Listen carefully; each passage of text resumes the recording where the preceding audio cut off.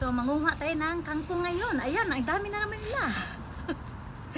Mag-harvest tayo ng kangkong, no? Samahin nyo akong mag-harvest ng ating kangkong. Yan.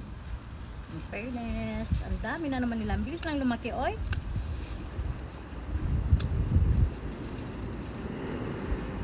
Ang tataba pati.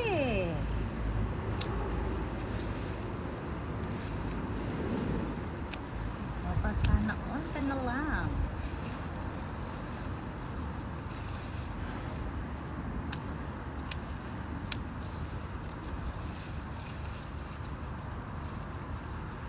So, putulin ko na yung video, no?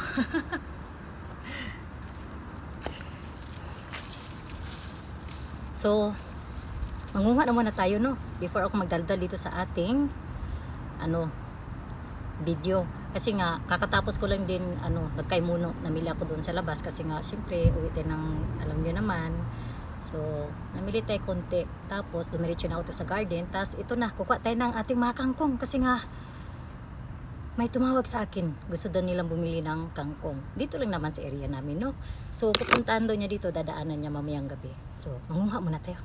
Bye! So, ito na nga guys, yung nakuha nating kangkong. Ayan. So, binabad ko sila dyan para hindi sila malanta kasi gabi daw to dadaanan dito sa bahay. Gabi na siya makadaan dito. So, yan yung nakuha nating kangkong. Ang gaganda nila. So, shinare ko lang po sa inyo yung aking beautiful kangkong. Ayan. Thank you for watching everyone. Dito sa akong mga mini vlog, din sa akong payag. Sana wag kayong magsawa sa aking mga vlog, no? Kay puro naman in taon yung mga utan-utan in taon. O siya, sige. Dini na lang. Thank you for watching again. Bye!